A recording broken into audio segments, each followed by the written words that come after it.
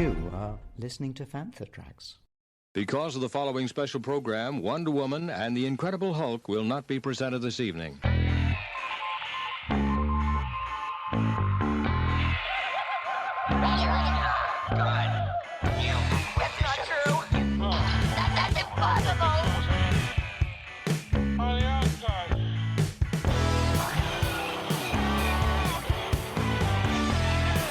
It's time to get all your Star Wars news in a single file.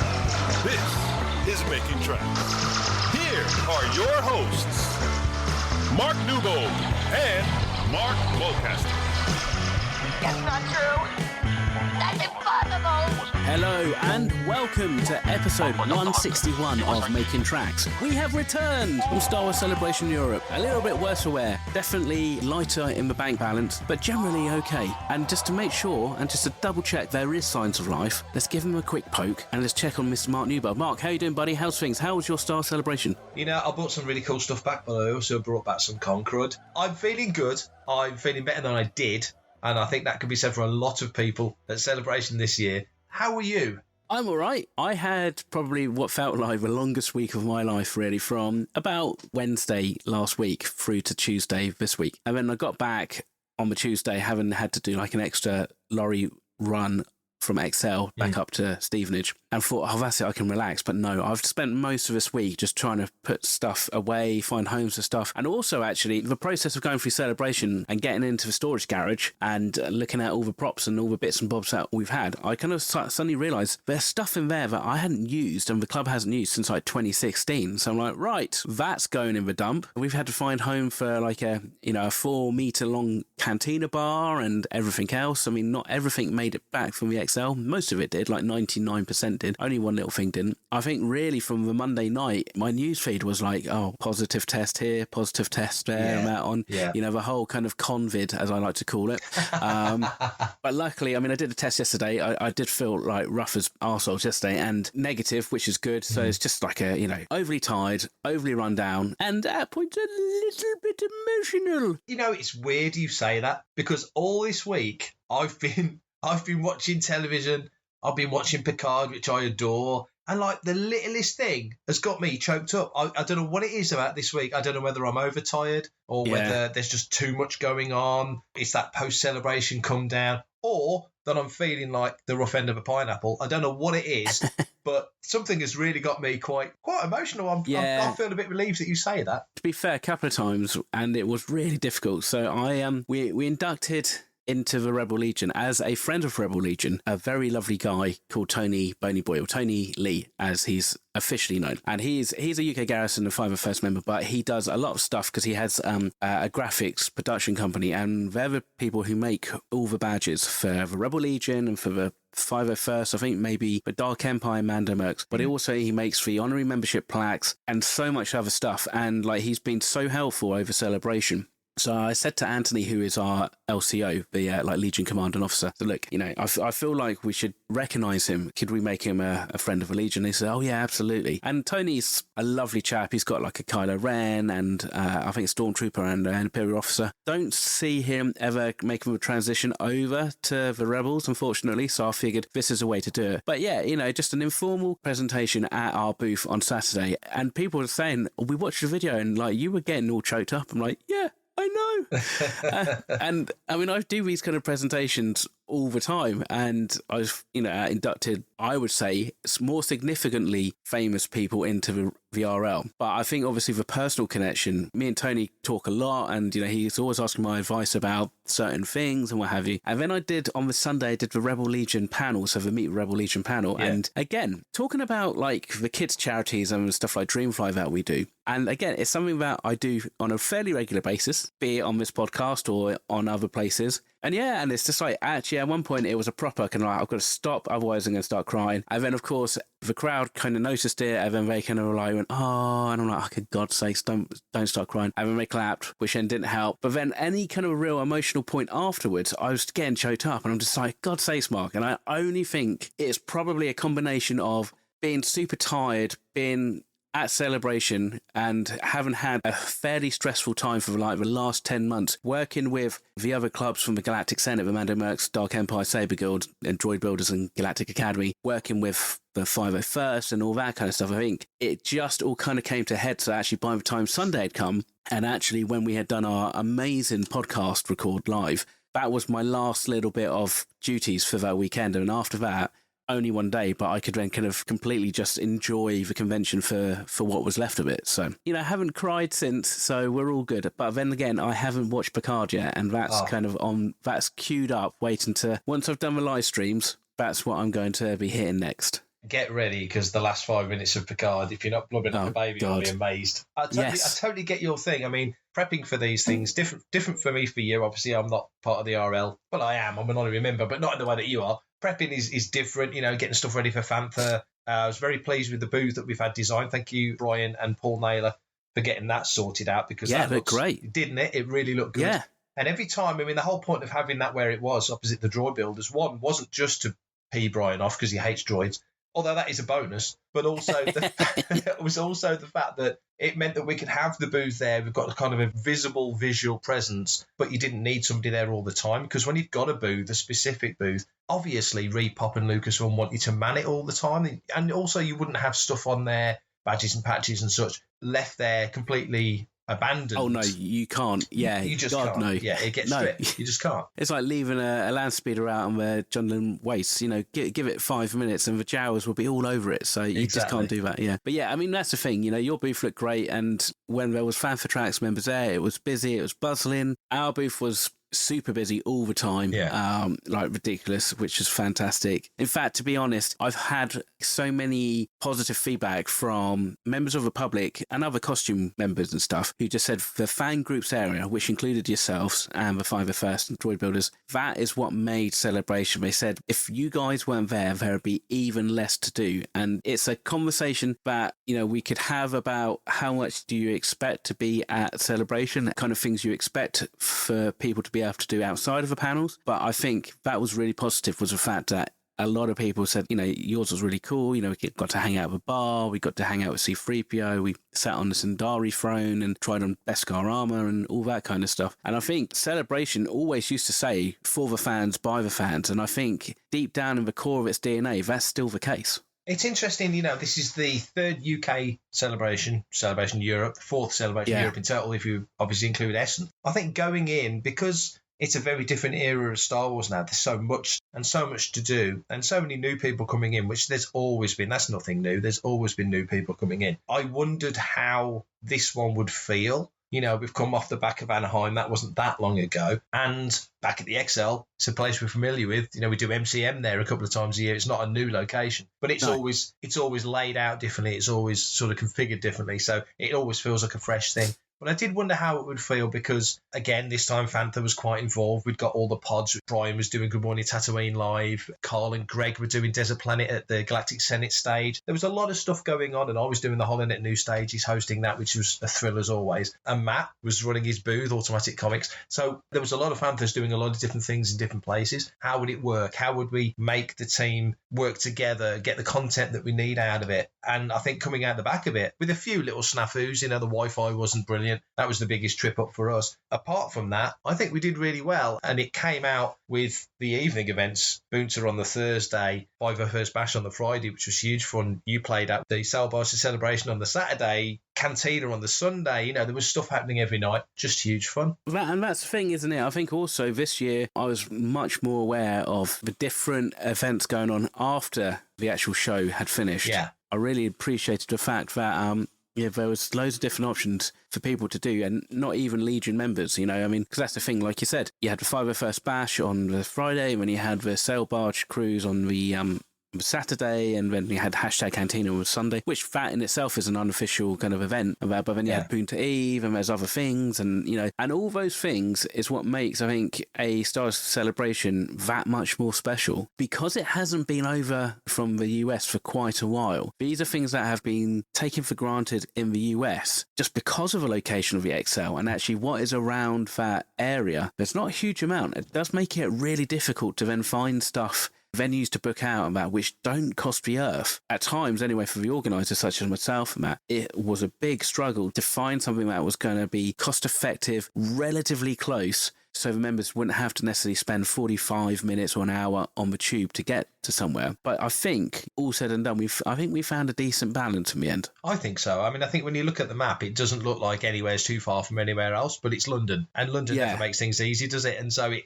is actually trickier to get from A to Z. It was interesting. Thursday was at the Breakfast Club at Canary Wharf. On Saturday, it was at the Pergola, also at Canary Wharf. They were 2 minutes walk from each other, so that was kind of perfect, because when you scoped out the one, you knew you could scope out the next one. Obviously, Sail Barge on the Saturday was Greenwich. That was kind of down by the O2. Yeah, North Pier. So exactly, again, which wasn't that far from where Cantina was the following night. So it kind of worked. Everything kind of worked. When you fundamentally look at it, the layout of the XL, it's not great. You think, okay, it's perfect because you've got all the halls on the north side and all the halls on the south side, and a thin promenade, which is not very wide when you put it into consideration, that runs down the middle. Now, that's cool when you think about it, but then when you have exhibition halls open opposite each other, you then just get complete mess of people trying to crisscross. And Friday, it was so busy, but it wasn't even sold out. I mean, and there was a lot of issues with crowding and queuing and stuff like that. Fair play to Reed Pop and the organisers. They took a step back Friday night and they readjusted some of the things. They moved some of the larger props and stuff like that. They had the AT-AT Walker and Rey's Speeder. They kind of pushed those a little bit further to one side so they didn't take up the central space in the promenade, and did some other stuff for queuing and that. And that seemed to alleviate it, because Saturday and Sunday was sold out, and so it was more than they had on Friday. And I think Friday was 20,000, which is a fair decent chunk of people,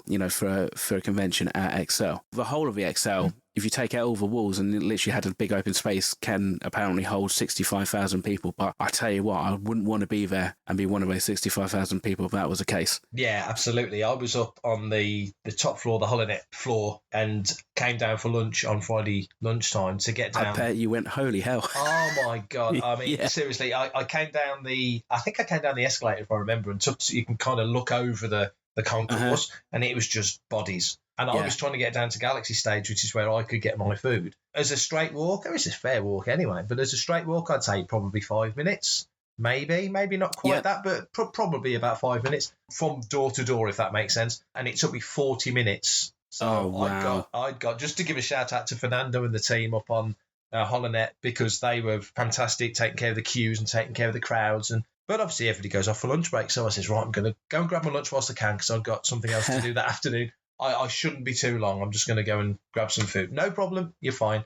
So off I go. And then eventually 40 minutes to get there, eat, which took 15, 20 minutes, and then 20 minutes to get back. So there's an hour and 20 minutes I've gone for a quick lunch break. And I just looked at the guy, and he didn't even blink. He just smiled and went, I know. So, it was understood, but still, that is taking the mickey, an hour and 20 minutes to grab a plate of food.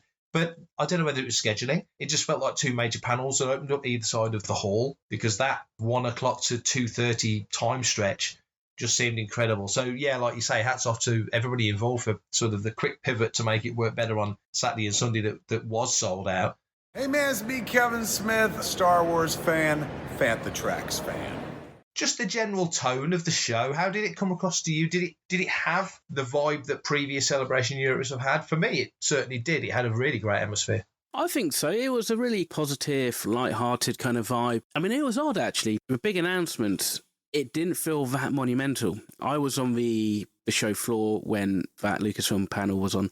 In fact, actually, I was doing my collector's track panel at the very tail end of it. There wasn't much of a ripple when it came to the big announcement of more Star Wars films, which I thought was really interesting. Hardly anybody I spoke to on the weekend actually bothered talking about it. I suppose we're now in a different position. Let's go back to 2010 or 2012 or even 2013, and the prospect of new Star Wars films at that point was still very much like a big treat. Now we're at this spoiled position whereby we're expecting more series of The Bad Batch. We're expecting more seasons of the Mando and what have you. Everything else that's coming. So then when we say, there's going to be more films, we kind of, I think, almost semi-expect it. And the announcements themselves, I think, was pretty cool. But that could just be my position. And that's the thing, it's all about perspective, isn't it? And I focused on so much stuff. It wasn't really until I got back to Stevenage on Tuesday that I really had a chance to kind of start to sit down and flick through like feeds and what have you, just try and find what was going on and kind of try and boil down on the big recaps of like what is actually being announced. There's loads, and it's interesting you say that because I was in the same boat. I did a 11 o'clock. It was a locations panel up in the university stage on the same floor where Holonet was. So I was the same as you. I was doing a panel and I was missing that big announcement. I mean, there was a lot of buzz, but there was a lot of buzz about a lot of stuff. So, so it was kind of difficult to pick up on stuff. And I did bump into a few people, which is one of the joys of, especially doing Celebration in Europe, because we know so many people. And I don't think I've ever, as a Fantha, been stopped as often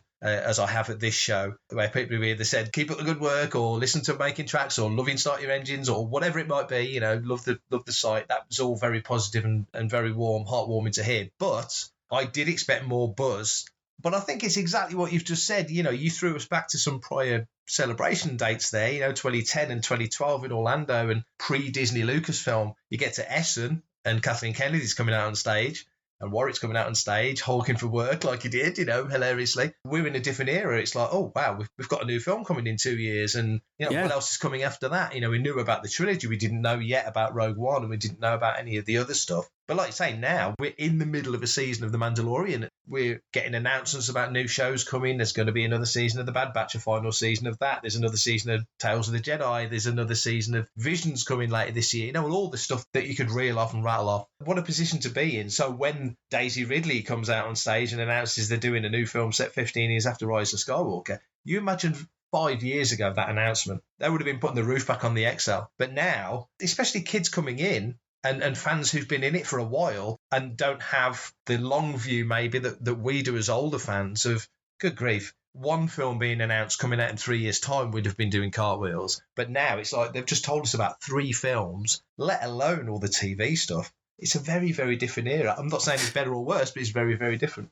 Yeah, it's a different landscape, and it's not necessarily... Well, it's not a bad thing. I mean, and I'm pretty sure, I normally keep these things, but I'm pretty sure that I think at one point or another, we discussed films or what the next films could be on the podcast. Yeah. I'm pretty sure that I think What Does Rey Do Next kind of film had been one of the ones that we had talked about. And to be fair, I'm really looking forward to it because I think Daisy's brilliant. Like she's radiant on the screen, and I mean, and to be honest, I really like Rey as a character. If it's written well and it's done in a fresh new way, and obviously, everybody's starting to kind of draw comparisons to like New Jedi Order, and I've heard rumours of, already of like, they're going to bring in the Yu Zhong Vong, and it's like, well, I don't imagine they will, but if they do, the actual kind of concept of the Yu Zhong Vong, I think in this day and age, it's definitely one that is worth exploring, but maybe not necessarily in that same direct way, but you could kind of at least lift parts of, the elements of like a bad guy, because what is more challenging to a Jedi if somebody isn't visible in the Force, if they can't second guess what they're going to do and stuff like that, and so that's quite interesting. The Dawn of the Jedi,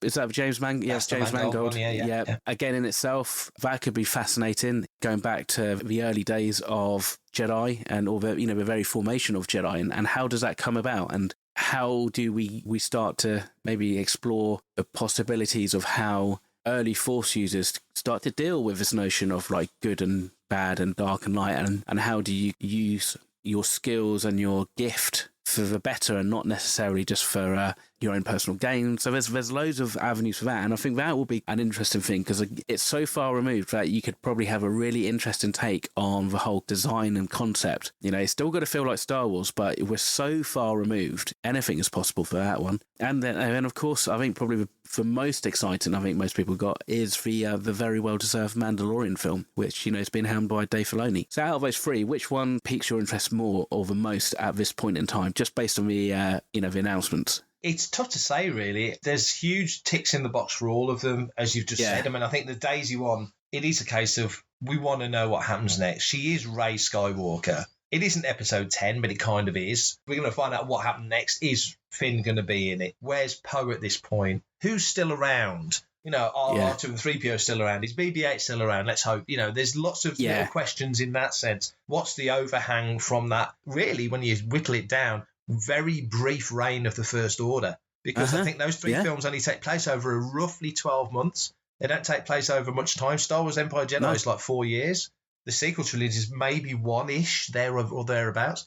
the prequel trilogy is a decade plus 13 years. Yeah, between the end of Last Jedi and Rise of Skywalker, that is like a year, isn't it? I think. Yeah. And Force Awakens goes right into goes straight into the back of it. Yeah, exactly. So it's going to be interesting to see how that plays, because the galaxy's in a different place. And I think you mentioned the Yuzhong Vong, and obviously going to get shouted and mentioned because it has that new Jedi Order feel. And I've seen people asking, well, is Grogu going to be in there? Well, is Grogu even still alive at this point? We never saw him in the sequel trilogy. Yeah. But you can retcon things. There's ways around these things. There's opportunities there, of course. In terms of the Filoni thing, the Favengers, as I like to call it, I think that's probably the furthest out of the three, because it still feels like there's a lot of work to be done in the television Mandoverse, and that this, if it's the culmination of that sequence of television storytelling, culmination, is it a conclusion? Is it just bringing them together on the big screen? Does that elevate the Mandoverse to the big screen to open up the small screen for other stuff? I don't know. I hope it's not the end, but maybe it will naturally feel like it is by the time we get there. It could be that transition. I mean, so I think what we're going to, I would say, at least get one more season of Mando, 2 seasons of Ahsoka, and then you're likely to get it, plus whatever else they kind of decide to tie in. If we go by the dates that Kathleen Kennedy and Lucasfilm had announced previously, 25, 27 and 29, I almost feel like maybe that's the middle one, that's a 27. The Rey one is possibly the one that could be the 25, because ultimately, they've wheeled her out at Celebration. So, the fact that they've actually got talent already confirmed for that. You mentioned Daisy, and it's 15 years on from Rise of Skywalker. So you make Force Awakens, and 2 years later Last Jedi, and 2 years later Rise of Skywalker. But I think at that point, if I remember, Rey as a character was only 21, maybe? 21. Yeah. And now in real life, Daisy's 30. And so by the time she makes these films, she is going to be, in real life, pretty much 15 years older than the character that she played in Force Awakens, if that makes any sense, and the original sequel trilogy. So that stacks up quite nicely. Yeah. They've obviously folded that in. Sometimes they put a bit of grey hair in the temples and stuff, so they don't need to do that. But also, 2025, that's 10 years from Force Awakens. Yes. And if Disney kind of marketing nostalgia team are working overtime, because they're probably thinking now, okay, whatever people think about the sequel trilogy, we want to be able to create new Star Wars content that is based on our Star Wars characters. Yes. Ultimately, the Dawn of Jedi is going to be so far removed that actually it shouldn't have any resemblance to like the Empire. If I see anything that looks remotely like a Star Destroyer, I'll be quite upset. The Mandoverse obviously is that bridge between the OT era and the sequel trilogy era, from what we've what we've seen on screen and what we've been told. But it's for Rey films. They're the ones that it's like, that's where your new Star Wars franchise is going to start taking form. And we can go back to conversations that everybody had around the end of episode 9. When Kylo puts his hand to give her a life force, he kind of puts on her stomach. Could we find out that she's got a kid? How does that kid then maybe have to, because he'd be like 14, 15, so he'd be a teenager. So therefore, how is she going to negotiate the teenage angst years with, a Force user who needs to be guided? And also, how is Kylo's own legacy going to inform on the development of that child? For everything in one location, daily news, reviews, interviews, podcasts, video, and social media feeds, bookmark FanthaTracks.com for Star Wars news 24/7, 365.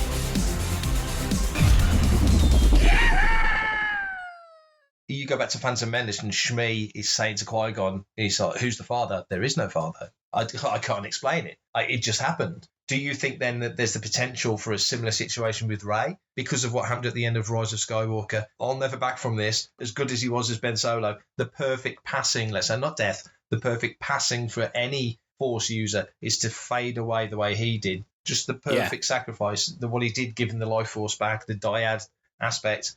Rey could, if that is the case, if she gets pregnant and has a child and it is essentially the life. It's what Palpatine always wanted to do, wasn't it? So, if that is Kylo and that becomes the thing, the sort of the MacGuffin of that movie, and they are just talking about one film, but I'm sure if it works, they'll look at sequels. That, maybe then there's some play there, and how does that progress? Because there's got to be a big bad somewhere. But also, from what they said, and this was the only thing that kind of slightly raised my my eyebrow a little bit, was like in some of the interviews, and I think they were on like IGN, and that like Kathleen Kennedy says about, the Jedi are in disarray, and it's like, it's been 15 years. It's like, how often do these guys seem to get screwed up? Like, how fragile are they that like they can't seem to even go 15 years without it all being like a complete mess again? It would be nice to at least start this film with the Jedi at their new heights, and rather than destroy everything really quickly just to kind of like set her off on a new adventure, maybe actually see it to kind of almost mirror the prequel trilogy a little bit, and see the downfall a little bit over the course of like a film of that. Because I mean, the way I see it is they're not going to kind of lock themselves in and say, this is going to be a trilogy, or this is going to be whatever, this is going to be a series of films. But I firmly believe that if this one does well, then there's going to be more, just because, the nature of the business these days. I would imagine they will be writing themselves in, and hopefully learning from the sequel trilogy mistakes, and at least have a start and middle and end to the film, but then obviously something that's going to kick off, hopefully, a whole series. Because if it does well, and you think, the kids who are 12 and were kind of suddenly like, gripped by The Force Awakens, they're now like 20 odd. That's the nostalgia, and I can firmly believe that they will play on that a little bit. It'll be interesting to see how obviously legacy characters are dealt with, whether or not we see a Force ghost of Luke Skywalker, maybe Han Solo, or flashbacks and stuff. There's the de-aging process these days is getting better and better and better, and it looks like it's all over the Indy 5 film. Will they be brave enough to kind of take that big bold step, move a new Rey film into an era whereby they may mention the legacy characters, but they leave them firmly behind? Well, you mentioned Indy. James Mangold obviously has directed Dial of Destiny. You've got exactly that technology you've just described all over that trailer, looking phenomenal. And now they give him Dawn of the Jedi, and it makes me think that what you just said about, the Jedi, it's up and then it's down, and it's up and it's down, and it is the ebb and flow of the Force. Whether this Dawn of the Jedi, I guess that's what we're calling it for the time being anyway, this Dawn of the Jedi project, where somebody for the first time encounters and understands that the Force is a thing. It's not just luck, like Han Solo says early on before he learns better. It's not just whatever. It's not coincidence. It's a tangible thing that somebody taps into. It seems to me that the Jedi, over generations, we see these books, the Journal of the Wills and stuff in Last Jedi, and these books are adhered to very, very closely. It's their sacred text. How early on were these interactions with the Force sort of taken as this is the way that they don't really want to steer from? Because I'm reading at the moment Cavan Scott's run on the second volume of the High Republic, the Phase 2 stuff, and I'm absolutely loving it. And we're moving out of Phase 2 fairly soon. And in my latest review for issue 6 said, I really hope we do at some juncture come back to this time period, because there are other people who access the Force that aren't Jedi. There's other people who tap into the Force in different ways. The Jedi just seem to be the longest established, the ones that have the process that's kind of down the most, where when you see in Rogue One, you realise that the Guardians of the Wills, they tap into the Force, but in a different way. They're not Jedi, but they access the Force. And I just wonder whether Dawn of the Jedi project with Mangold will see some of this tussle. Somebody's going to access the Force, and maybe the first person to access the Force isn't a Jedi. It's an assumption, but maybe it's not. Maybe it's or a Sith. I mean, they're the two. They're the yin and yang that we always think of, but there are others. So I'm just curious to see how that plays out, because when you step it right forward, and what I'm getting at is I think there may be connections between the Daisy film and the Mangold film. But when you step it forward to Daisy's time, when she's now the Jedi Master, they've all but said it. She's Master Skywalker now, and she's the one with the experience. And we don't know what's happened over the last 15 years, other than she's still around and she's still doing it, and she's trying to set him an academy is kind of the inference. What has she seen? What has she gone through? What has she learned? How is she different to Luke? Because Luke loses his way in the sequel trilogy. Luke goes down a certain path and he's like, oh, I'm doing this wrong. This is wrong. This is how it should be. What does Rey take from these lessons and move forward into her own time as a Jedi Master when you get to whatever they call, waggling the air quotes, episode 10? She still has the books. And again, like referring back to like a Kathleen Kennedy interview, she mentions that, Rey's got these books, or, we've got the books or something like that. And I don't think it is like her referring to the expanded universe or anything like that. I think it is literally talking about, in our universe, Rey's got these books, she's got these teachings, so she's got all the things that she needs. Leia says that, you've got everything you need to kind of start your journey. But I would imagine, but yes, there will be some forms of, mirroring or similes, and just some kind of like Easter eggs that will tie the two completely separate timelines together. And also you've got Ashla, you've got Bogan, you've got so much stuff, you've got Jedi, you've got Sith, like I said, you've got Night Sisters, there's plus everybody else. For all we know, the very first Jedi could be somebody who's just out sweeping a courtyard somewhere and is just being lazy and reaches for a broom and it flies into his hand, and he happens to be called like Jeremy Dye or something like that, and that's where the Jedi's name comes from. You've got this all figured out. I mean, Mate, I tell you what, executive producing. It should be, or at least associate. Yeah, there should be something. I just think I wonder, like Tython was seen in Mandalorian, and that's an ancient. Wasn't that the site of the first Jedi Temple? And Acto, obviously. And there's all these worlds way out on the rim, out there, that have this history with the Force. And yet it centralises because of the Republic and ends up on Coruscant. And the Jedi now, you think in Daisy's time period, in Rey's time period, especially moved on from Rise of Skywalker. Did the Jedi go back to Coruscant? Did they decentralise? It felt like even the government wanted to decentralise from Coruscant. Yeah. So I'm just curious how it's going to play, where it's going to be. Does it move around? Does it stay in one place? Part of this might be a little bit doubling down on the sequel trilogy a little bit, and I wonder if they're gonna. She might even just go back to Acto. And with those crazy caretakers and stuff like that. It could be that. And I suppose also then it's a question of like, how big's the order? Is it like a couple? Is it like other Jedi? What would be the shock for you? What would be the shock if they turn around and there's 1,000 Jedi? There's 10,000 Jedi in Attack of the Clones, and they're going, there's only 10,000 Jedi. Our numbers are drastically down. 10,000 Jedi.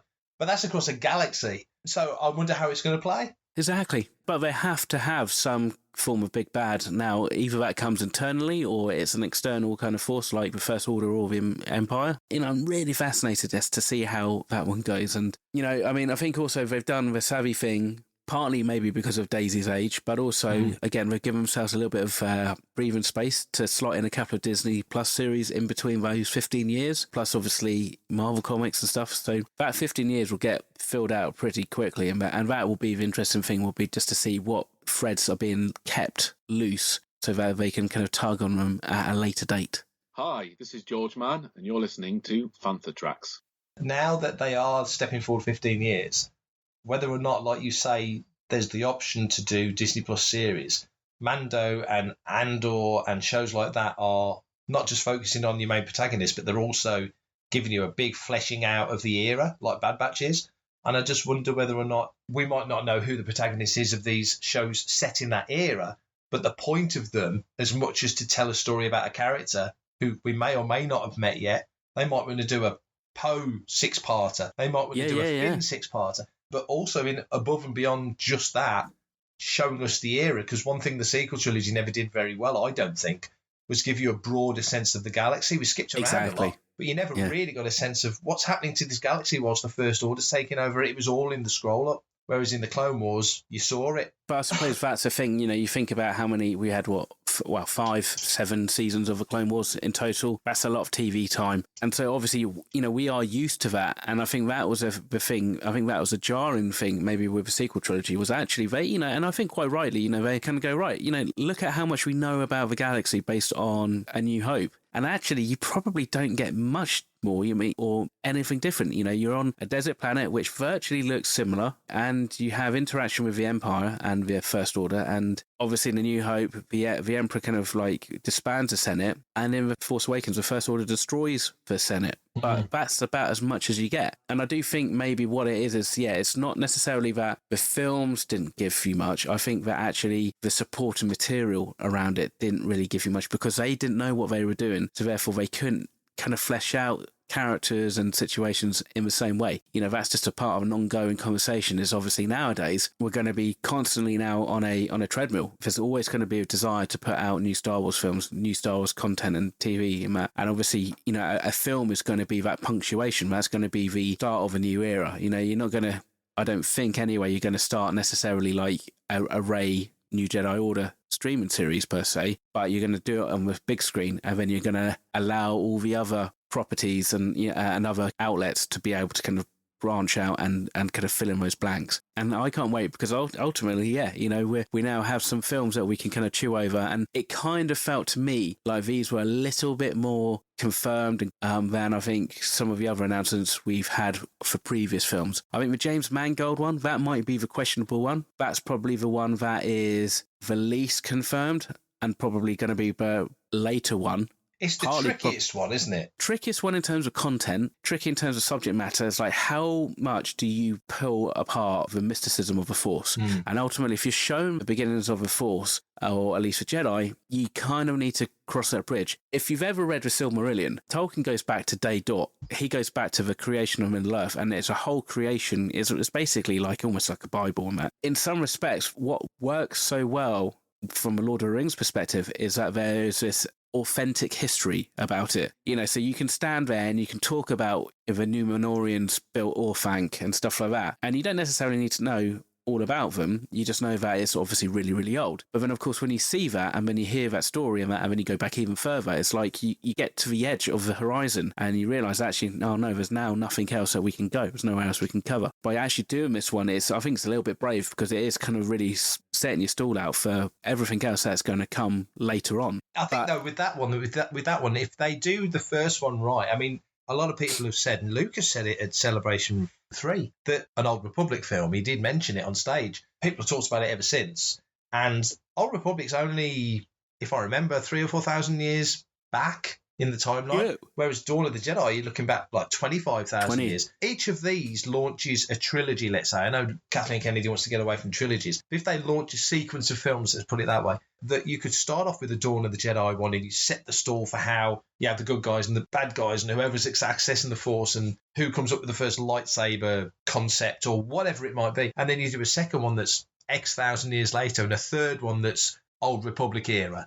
Easy to pull things from Old Republic and canonise it. We saw it in The Mandalorian where you pull Pelion in from the Heir to the Empire trilogy, and then there's other characters from canon. So it can work. And that's something that Lucasfilm said years ago. Oh, we're not throwing the baby out with the bathwater. We've drawn a line under that, but it doesn't mean all of that's gone. We can cherry pick all these cool little elements. Well, exactly. And also, to be fair, you know, maybe you don't go to the literal start and maybe you still give yourself, and I think it would be kind of savvy to give themselves a bit of wiggle room. It is a Dawn of the Jedi, but maybe it is the dawn of what we consider the Jedi. So it is maybe the ignition of the first lightsaber rather than the very first Force users. And also you then start to go, right, so how old is this galaxy? At what point are we in terms of a technological development? Because surely you're going to probably want to be able to explore new planets. You know, you might stay on one film and stay on one planet, but you would think 2 or 3 films later, somebody's going to be like, we really need to kind of jump out onto, you know, another planet. So it's like, how far actually, you know, developed is the technology of that era? How is that going to enable people, you know, like the spreading of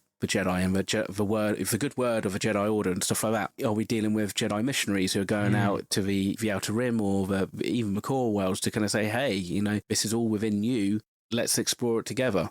There is a slight hesitance, obviously, with this because we saw The Last Jedi, and even before we saw The Last Jedi, Lucasfilm had come out and said, oh, you know, it's been amazing working with Rian Johnson and we're going to work with him some more. And then he puts out The Last Jedi, you know, hands down, it's the most divisive films, and I think therefore makes it a bad film for it being so divisive in the fandom still. My hope is that we see Indiana Jones 5 and we're not then suddenly turning around going, ooh, so yeah, that Mangold film, how's it? That's going to be a bit interesting because you can then again you can see that will then just suddenly just drift away, and you know, like for the whispered words of a Rian Johnson trilogy, it's still kind of being bounded about the internet. Will the James Mangold film be kind of included in that same breath? And this is it. I mean, this is a fairly tried and trusted director who's Oscar nominations, and so I'm guessing they've probably stuck this one as far out as they can just to allow for his own schedule. But then it's like, if something else happens, you know, I mean, if Indiana Jones 5 does $1 billion plus, we're going to get some form of Indiana Jones 6, surely, because that's just how the movie industry